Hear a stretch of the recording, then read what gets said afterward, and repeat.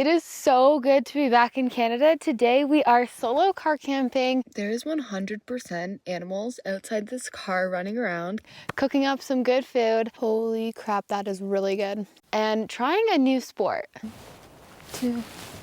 Hey, that's better. Last time I was at this lake about 2 years ago, I saw a cow moose and her calf.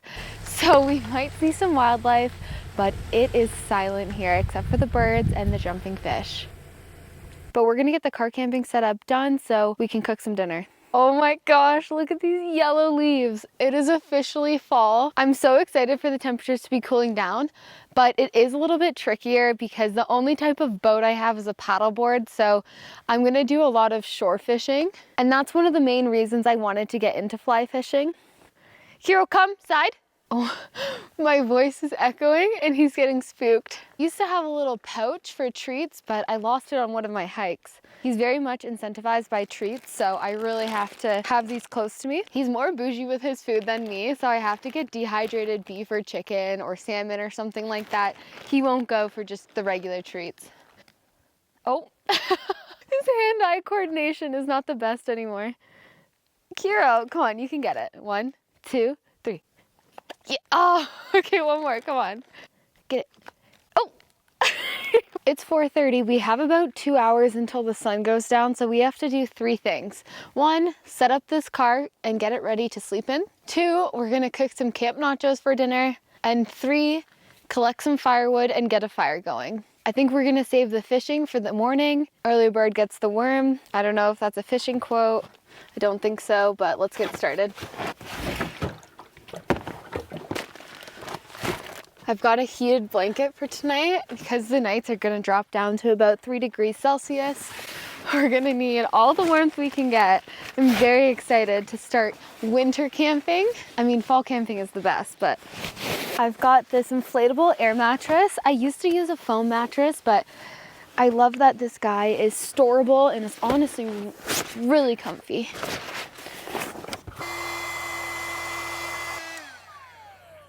We've got the handy -18 Celsius sleeping bag. I like to put a sheet over the air mattress as well, but I forgot it. Okay, now we need access to the fridge.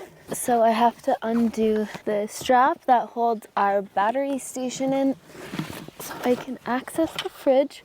Oh no, my ground beef is completely frozen. Okay, we'll see what we can do with that. Salsa, cheese, beans. We are in heavy bear country, so I'm gonna pull my table all the way out. I like to just pull it half out, but if a bear comes, I want to be able to fully close my hatch. This is the oldest table ever, but I love it. We gotta get the little boy some food and water first before I start cooking. Breaking out the Coleman stove. Oh my gosh, it feels like it's been forever since I've camped, and especially been alone on one of these adventures. My last week's video in Nepal, that experience was amazing, but it's just not the trip that I'm used to or that I crave or that fulfills my soul, which seems really dramatic, but if you get it, you get it. Dun, dun, dun, dun. Woo! This veggie ground beef already comes pre-seasoned, but we're gonna add a little bit of garlic powder and paprika to it. To avoid a mess, I'm just gonna put it all in the pan. I'm making pan nachos. This might make an even bigger mess, yep. Adding some cheese, some beans, and then I have salsa and avocado.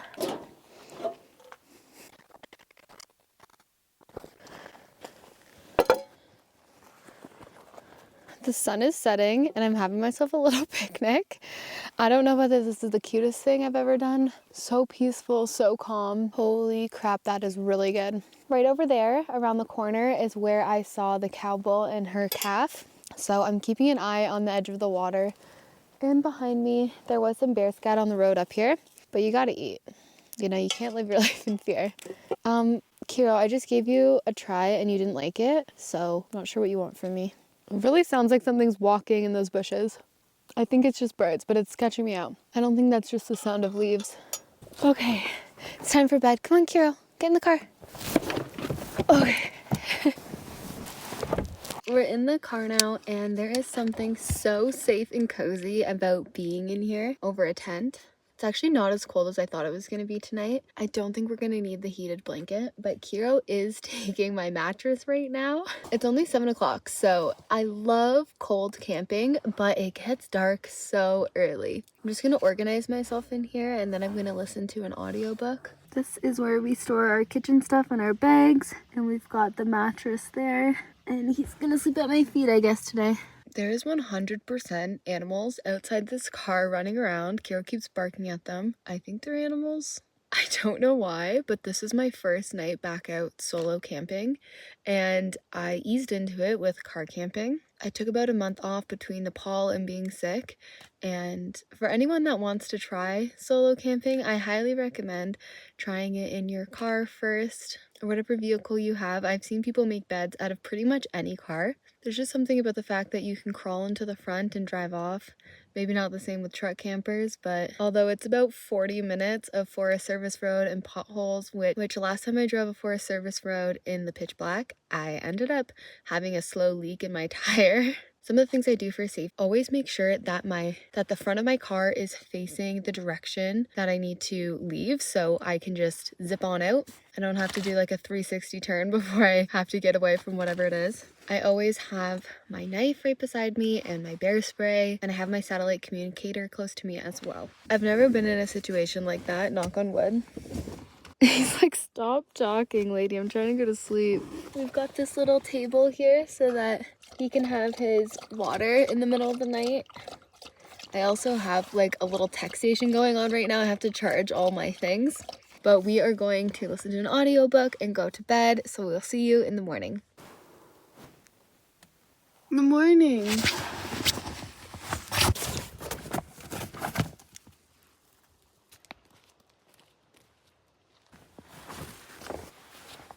Okay, Kiro, come get some water.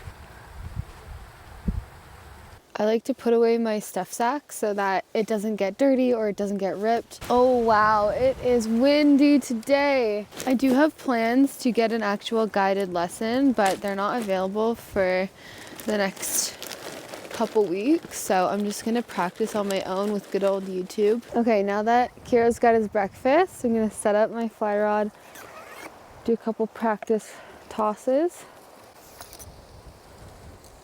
I went with the Path 9-foot fly line number 6. I do think I'll be getting a lot of use out of this for the next, month and a half. And next summer, who knows where I'll be, but there's some really good rivers that I was sleeping on and didn't hit up this summer. And I've got a Lamson reel. They pre-spun it for me at the store. I got it from TW Outdoors. I've got the line as the leader.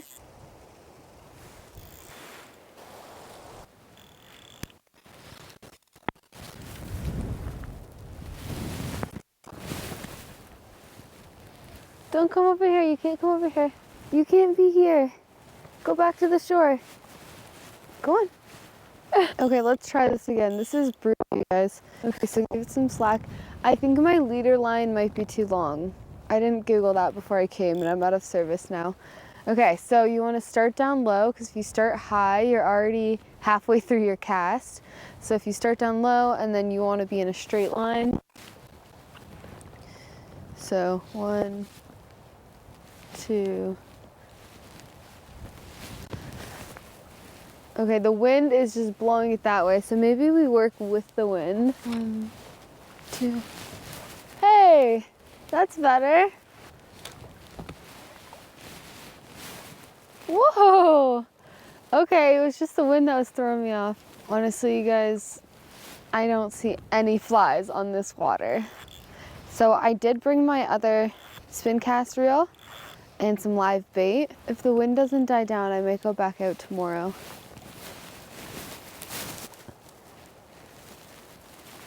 Okay, I think I have the hang of it though.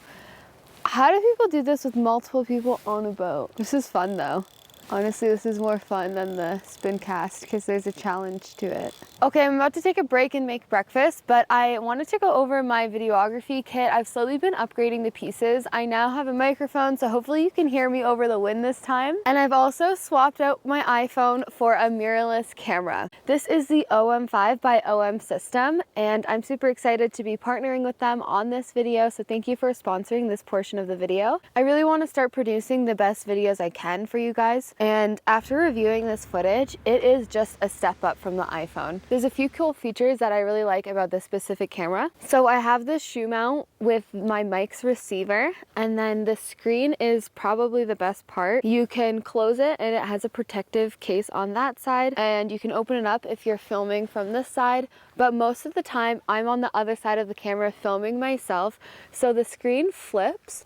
And now you can see the viewfinder. I'm currently filming on my iPhone so that I can show you guys. Besides the high-res video quality, it also is just ergonomically designed to be really comfortable in your hand. It has a little grip there for your fingers and a grip on the back for your thumb, and it's really lightweight for what it is. I have the 12-45 lens on right now, and that's going to be my standard, but I'm really happy to be able to have the option to swap it out for a bigger zoom lens, and maybe if I see some wildlife or I want to check out the views on the other side of the lake, I now have the option for a high quality zoom. The camera has a weather sealing rate of IP53, which means it protects against dust and water with force from multiple angles, so not just a light rain.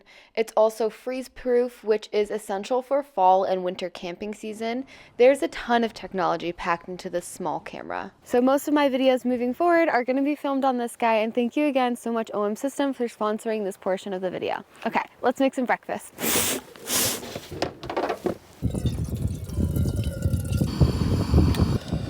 Got some pancake mix here.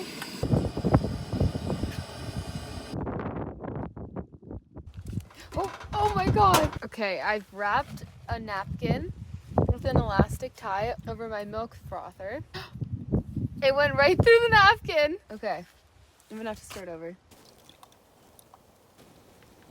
This might be the bougiest thing I've ever done camping, but you gotta take advantage of the tools that you have, right? Oh my gosh, so good.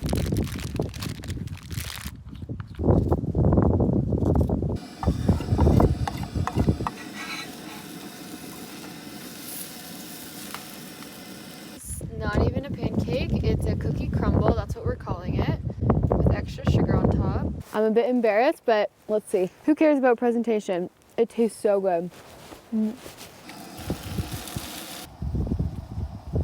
While I'm waiting for my turkey bacon to cook, I feel like this is just peak happiness. I could stay out here for a long time. My job is remote. My long-term goal is to eventually get a cabin deep in the woods in BC, but I don't know where that would be. So I think I'm going to do a ton of winter camping and maybe explore the States a little bit and work from my car. There's some states a little bit more south that you can fish farther into the winter. So I'd like to try out that. And for actual hiking and camping, I really only explored Washington State and Oregon. So I would love to check out Utah and some of those other a little bit warmer states, maybe Arizona. I want to car camp my way through BC and check out some of the more northern parts to see if I could potentially live there in the future. A couple years ago, I never really thought road life was going to be for me, but the more I think about it, the more I really want Kira and I to just take off for a few weeks at a time. I'm going to be ramping up how many videos I can produce and what I'm doing in those videos. Cheers to you guys for actually watching. Bacon's nice and crispy just the way I like it. And I think someone else wants one. I don't think there's any fish in this lake, and I do have some live bait, so let's go check out another one. Kira, what did you find? That looks like a sheep horn. I think that's from a pet store. So I know I said I was gonna practice fly fishing in this episode, and I did, but I went to a lake that I know has fish in it, and I still have never caught my first fish. So the goal is to catch a fish, and I'm not leaving until I do, so I'm bringing out the spin cast reel. You guys let me know, and I heard loud and clear that you don't use weights when you're using a spinner. A spinner and a weight, and she wasn't letting it sit, so if she keeps on that technique, she'll never catch a fish. You can see all the fish there. We've got yellow perch, rainbow trout, and cod. Oh, I had a fish on again. I think he might have stolen my worm. Oh, I'm so sorry, little guy. Dang it, I think it got stolen again. Oh no, he didn't get it. Okay, I still got it. They're biting, but they attack that hook so quick. I think it's too large of a hook for how small these fish are. Oh, how do they not stay on?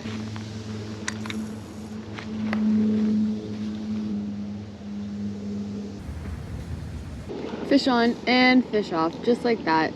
Oh, that guy got my worm. Oh, fish on, fish on. Oh, I think he came off. Dang it. No, he got my bait again. Oh my gosh. Okay, this is the walk of shame. I hope you don't watch this channel for fishing because this is just getting embarrassing at this point. I do have some weekend trips planned where I'll be out with a guide that hopefully can teach me how to use my fly rod and hit up some rivers. But that is going to be it for this week. Thank you so much for watching and we will see you next weekend. She'll never catch a fish.